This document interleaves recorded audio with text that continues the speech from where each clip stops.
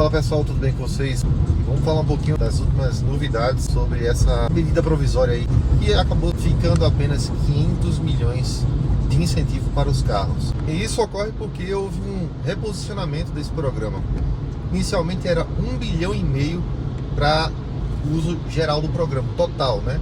E aí, nessa mudança que aconteceu, foi destinado apenas desses 1,5 bilhão, apenas os 500 milhões para os automóveis de passeio, ficando 1 bilhão para caminhões, ônibus e outros veículos pesados aí de transporte, mas para trabalho.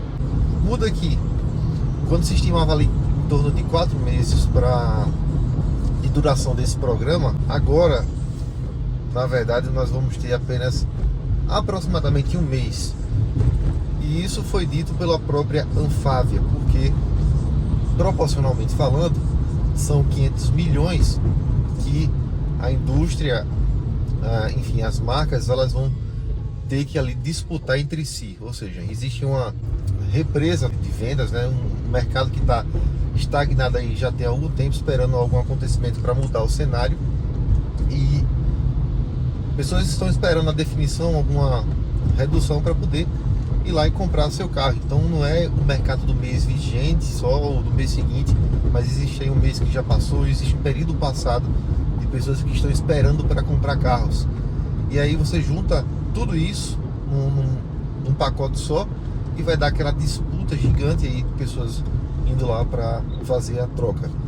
Talvez isso seja um pouco contido pelo fato de que muitas delas vão ter que trocar o carro, ou seja, vão ter que entregar o carro. E como o mercado de usados está bem complicado, alguns casos de desvalorização acentuada desse usado vai fazer com que algumas pessoas coloquem o pé no freio e deixem essa troca para depois. Para quem é mais favorável a esse cenário agora, quem é que vai ser mais beneficiado nesse momento inicial, onde você tem esse período mais ou menos de um mês de incentivo com os carros ali aproximadamente de 2 a 10, 11 mil reais mais barato, juntando ali benefício com esforço da própria concessionária. Para mim, o cenário aqui está mais favorável para aquela pessoa que vai comprar o carro sem ter que trocar, sem ter que entregar um carro na troca, e também para aquela pessoa que não vai precisar fazer financiamento, porque apesar de existir esse desconto temporário para carros novos, como eu já falei, carro usado está com a precificação completamente instável, ou seja, está lá para baixo, está difícil de vender, e a taxa de juros pouco convidativa no mercado, que infelizmente está bem alta, e isso também esfria um pouco o interesse daquelas pessoas que vão precisar financiar. Porque se você fizer aquela conta friamente, vai perceber que a vantagem não é tão boa assim, não é tão grande assim. Em alguns casos é questionável se é realmente vantagem para quem vai precisar financiar o carro. E um fator determinante para a elevação de taxas é justamente a inadimplência do mercado. Cada vez que a inadimplência sobe, né, cresce no país, isso se reflete em maiores taxas de financiamento.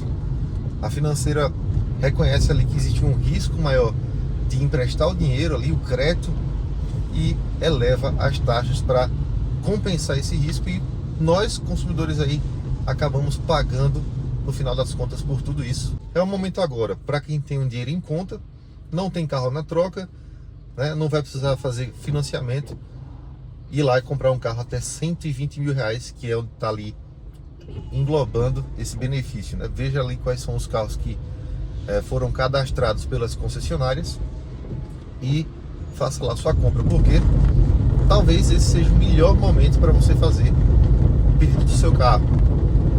Daqui a aproximadamente um mês, a previsão é que encerre, que se esgote esse programa, e aí, claro, vai ter que se mexer em outras coisas para que esse preço seja reduzido. E uma coisa muito provável que vai acontecer é que essa redução venha através de cortes nos equipamentos dos carros, principalmente aí nos carros mais de acesso. E aí a gente percebe a possibilidade real de que os carros lá para 2024, esses carros mais de entrada, comecem a vir a moda dos anos 2000, né, que você comprava realmente carros básicos.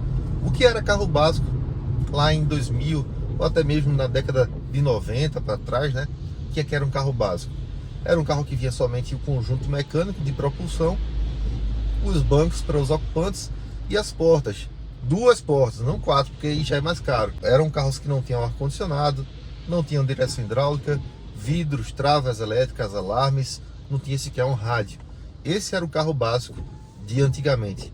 E existe uma possibilidade de que a gente volte a ter esse carro básico. Muito embora, por mais que se queira montar um novo carro básico e não popular, ele não vai alcançar um preço ainda assim tão amigável, porque você já tem uma série de exigências, de normas de emissões e de segurança, né? Tem a PL7, tem normas de segurança que obrigam qualquer carro a ser produzido com airbags, com ABS, com uma série de itens de segurança e com motores que se adequem a normas bem rigorosas de emissões que exigem trabalho de engenharia para que o carro continue sendo ofertado no nosso mercado. E diga-se de passagem que nossas normas de emissões, elas acabam sendo mais rigorosas até mesmo do que o mercado europeu e já tem um certo nível de exigência. Então tem carros lá que são aprovados que aqui já não são aceitos, tamanho rigor de nossas normas de emissões. Então tudo isso somado faz com que a gente, mesmo com todo esse depenar dos carros,